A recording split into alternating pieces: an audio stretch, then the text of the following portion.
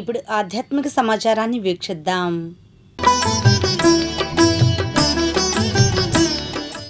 Mangalagiri Eidgah community హాల్లో శనివారం బక్రీద్ పర్వదినాన్ని పురస్కరించుకుని ముస్లిం సోదరులు సామూహిక ప్రార్థనలు నిర్వహించారు.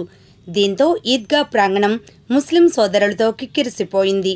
ఈ సందర్భంగా బక్రీద్ విశిష్టతను మత పెద్దలు వివరించగా నాయకులు బక్రీద్ సందేశం అందించారు.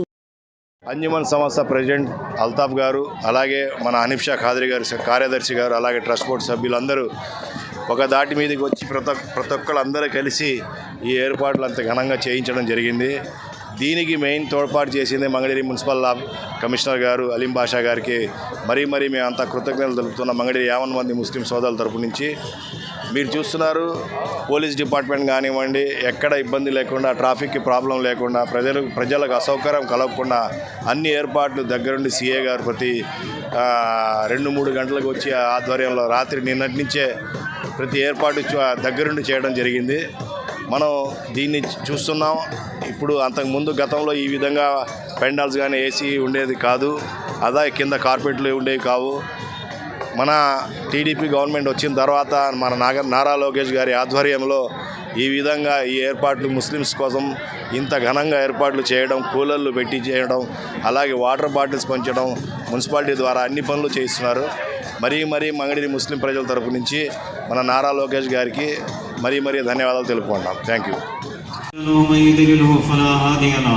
ونشهد أن لا إله إلا الله وحده لا شريك له ونشهد أن سيدنا وسندنا ومولانا محمدا عبده ورسوله الذي أرسل بالحق بشيرا ونذيرا. ما بعد قال الله تبارك وتعالى في شان حبيبه إن الله وملائكته يصلون على النبي يا أيها الذين آمنوا صلوا عليه وسلموا تسليما.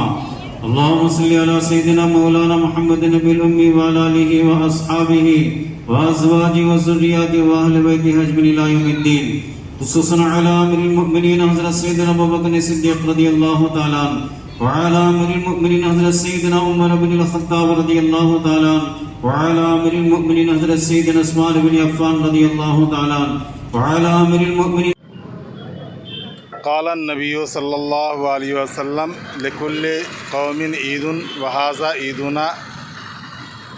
अल्लाह के प्यारे नबी सल्लल्लाहु अलैहि वसल्लम ने फरमाया, दुनिया के अंदर जितनी भी कौमें हैं हर एक के लिए ईद है, त्यौहार है, और हम लोगों के लिए भी क्या ये ईद और त्यौहार है. मुसलमानों के लिए 2 त्यौहार ख़ास करके है, ईद उल फित्र और ईद उल अज़हा. ईद उल फित्र तो होगा, ये ईद उल अज़हा है. ये ईद उल अज़हा आपस में अच्छे प्यार और मोहब्बत के साथ रहना. इस त्यौहार में ज़्यादातर एहतमाम कुर्बानी की जाती है कि जिस जानवर को ज़बह करना जायज़ है, हलाल है, और जिसको गवर्नमेंट ने भी क्या है कि पाबंदी नहीं लगाई है, ऐसे जानवर को कुर्बानी देनी चाहिए. और आपस में ख़ास करके सभी आदमी अच्छे प्यार और मोहब्बत के साथ रहे. ये पैगाम ही देता है कि अच्छे खुशी के साथ रहें, पैगाम के खुशी के साथ रहें, मोहब्बत के साथ रहें, एक दूसरे की क्या हमदर्दी और एक दूसरे की दिलजोई क्या करें. ये त्यौहार का मतलब ही ये होता है. तो आज का ये त्यौहार है, बहुत ही खुशी के साथ क्या मनाएं. और ये सब चीज़ें तो हज़रत आदम अलैहिस्सलाम से लेकर के क्या है जारी है. पहली कुर्बानी वही हुई थी, बाद में हज़रत इब्राहीम ने अपने बेटे इस्माइल की दी, और वहाँ से क्या है शुरुआत हुई. और ये चीज़ें बहुत पुरानी हैं, सभी आदमी को मालूम है. बस असल चीज़ है कि हमारे अंदर अल्लाह का खौफ आए, डर आए. బక్రీద్ పండుగ ప్రపంచ దేశం మొత్తం చేసుకున్న సందర్భంగా మంగళగిరి నియోజకవర్గం 50 మంది ప్రజానీకం పండుగ శుభాకాంక్షలు తెలియజేస్తా ఉన్నాం. అదేవిధంగా ఈ నియోజకవర్గంలో లోకేష్ గారి తరఫున ప్రత్యేకంగా అభినందనలు తెలియజేస్తున్నాం. ముఖ్యంగా కుర్బానీ సొల్లల్లాహు ఇబ్రాహీం గారి కుమారుడైన ఇస్మాయిల్ గారి కుర్బాన్ బలిదానం నుంచి ఆనాటి నుంచి ఈనాటి వరకు కూడా ప్రతీక, త్యాగానికి ప్రతీక కుర్బానీ. అదేవిధంగా రేపు జరగబోయే బక్రీద్ ఈదుల్ జుహా నమాజ్ అనంతరం కుర్బానీ అందరూ సుఖశాంతులు ఉండాలని కోరుకుంటున్నాం. బక్రీద్ త్యాగానికి ప్రతీక అని నవరం కాంగ్రెస్ పార్టీ అధ్యక్షులు షేక్ జలీల్ అన్నారు. బక్రీద్ పర్వదినం సందర్భంగా ఆయన సిటీ న్యూస్తో మాట్లాడారు.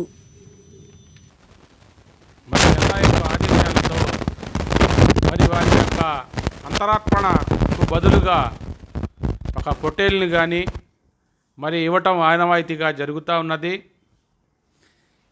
ఈ ప్రపంచంలో ఇస్లాం స్థాపించడం కోసం 1,24,000 అంబియాలు, దైవదూతలు, ప్రవక్తలు వచ్చినప్పటికీ కూడా మరి అల్లా యొక్క కరుణ, దయ మనందరిపై ఉండాలని మనమంతా కూడా అల్లాని రాజీ చేసుకోవటం కోసం, సన్మార్గంలోకి వెళ్ళటం కోసం రోజా, నమాజ్, జకాత్, హజ్ యాత్ర కూడా ఇదే నెలలో చేపట్టడం జరుగుతూ ఉంది.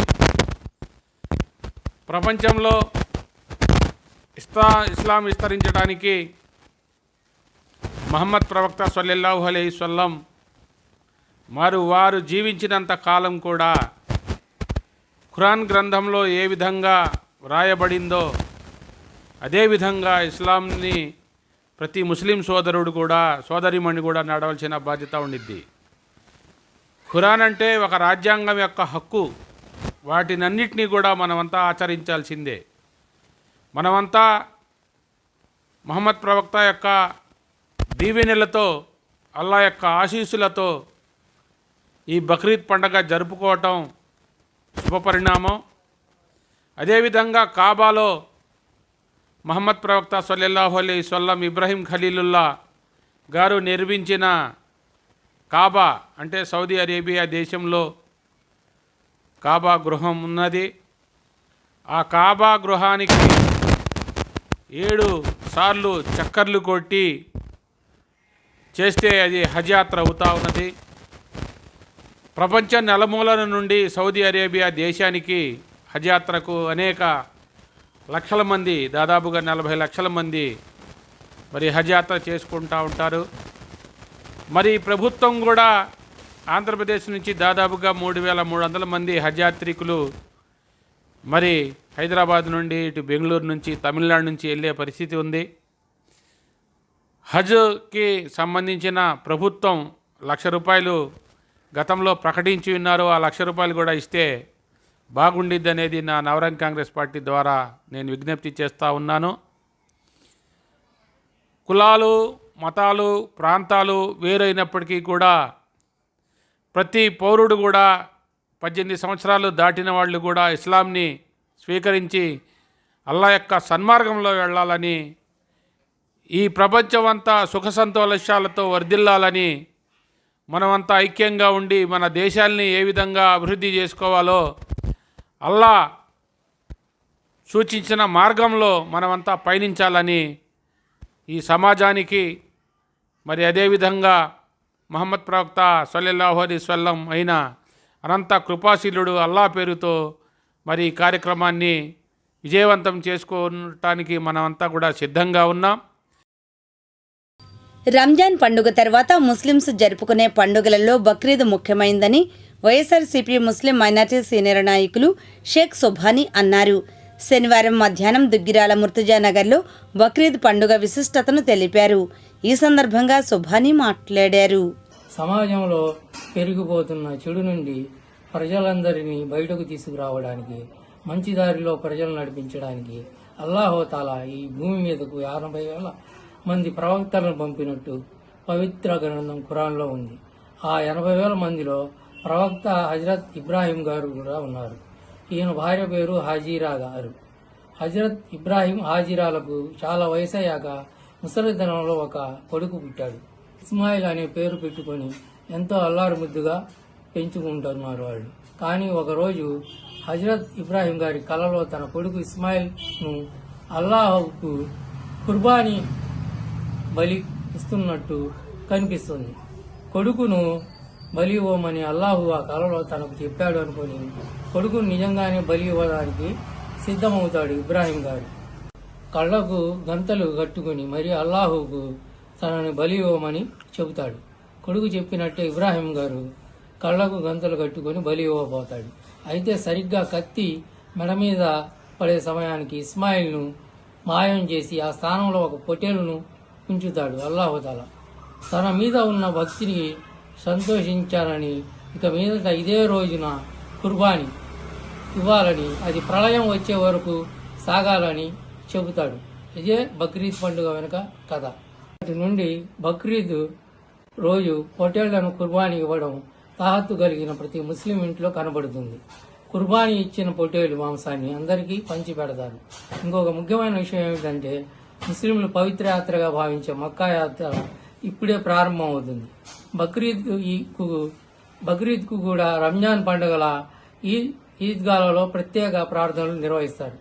దైవ ప్రవక్త ఇబ్రాహీం గారి త్యాగనిరతిని స్మరించుకుంటూ మనకు కలిగిన దానిని తోటి వారితో కలిసి పంచుకోవాలనే గొప్ప దాతృత్వ భావాన్ని చాటే ఈ పవిత్ర పర్వదినాన్ని భక్తి శ్రద్ధలతో జరుపుకోవాలని ప్రార్థిస్తూ అందరికీ బక్రీద్ పర్వదిన శుభాకాంక్షలు తెలియజేస్తారు.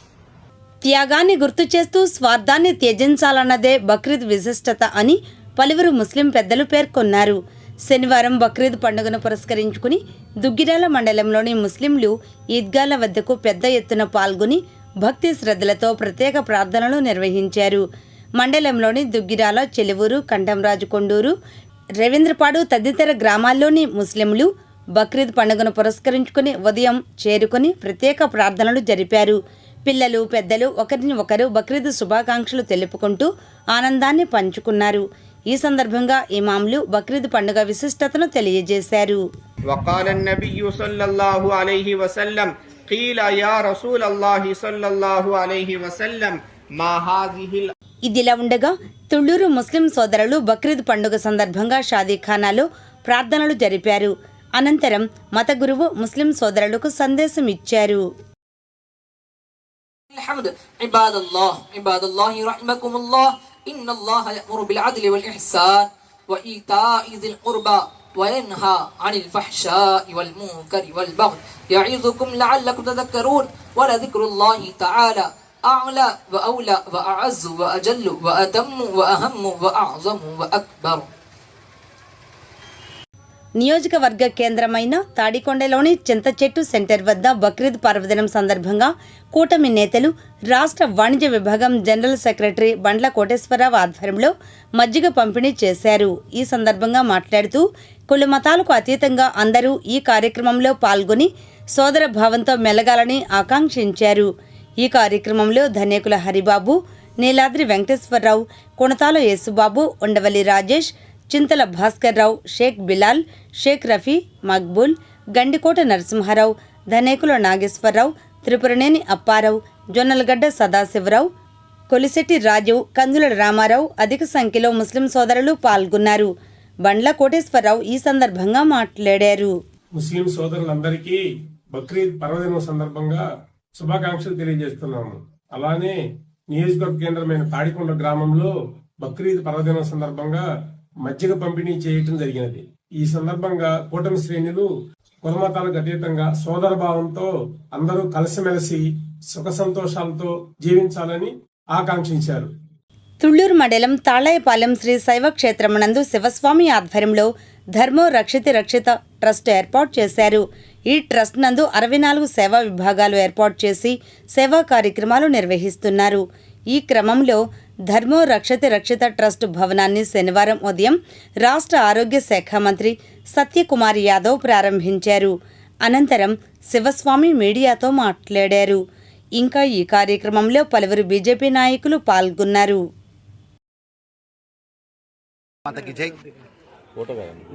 మన శైవక్షేత్రం అమరావతి రాజధానిలో ధర్మో రక్షతి రక్షిత ట్రస్ట్ నూతన భవనాన్ని ధార్మిక ధర్మ సేవా భావాలతో గత 2009 సంవత్సరం నుంచి కూడా ఈ కార్యక్రమాన్ని చేసుకుంటూ వస్తున్నాం.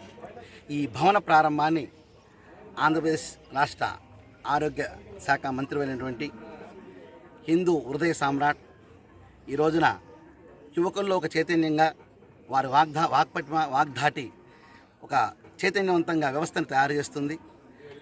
అటువంటి ఆరోగ్య శాఖ మంత్రివైనటువంటి మాన్యశ్రీ సత్యకుమార్ యాదవ్ గారు ఈ రోజున వారి సువర్ణ ఆస్తములతో ఈ యొక్క భవనాన్ని ప్రారంభించేశారు. ఇది మాకెంతో గర్వకారణము, ఆనందదాయకము. ఎందుకంటే వారి యొక్క నడవడిక, వారి ప్రవర్తన, వారి నియమావళి, వారి వాగ్ధాటి అంతా కూడా సమాజాన్ని చైతన్యపరిచేదే, ధర్మాన్ని నిలబెట్టేదే. అటువంటి ధర్మో రక్షిత ట్రస్ట్ భవనం సుమారుగా రాష్ట్రంలో 8,000 మంది దీని కేంద్రంగా పనిచేస్తున్నారు.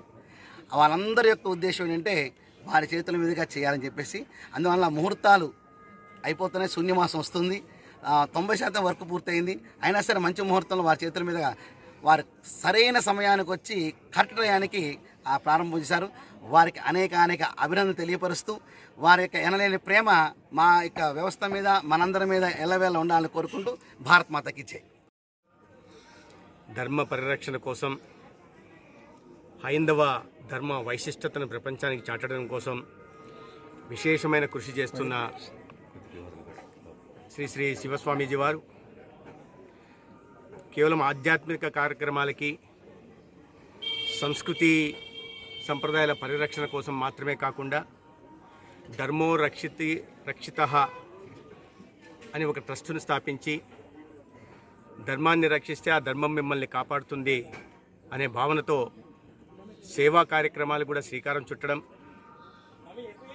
దానికి భవన కార్యకలాపాలు నిర్వహించడం కోసం ఒక సొంతంగా భవనాన్ని ఏర్పాటు చేసుకుంటున్న సందర్భంగా శుభాకాంక్షలు. ఈ సందర్భంగా భవన నిర్మాణ దాతలైనటువంటి హరి వెంకట సతీష్ గారికి, వారి సతీ ధర్మపత్ని ఉమారాణి గారికి నేను ధన్యవాదాలు, అభినందనలు తెలియజేస్తున్నాను.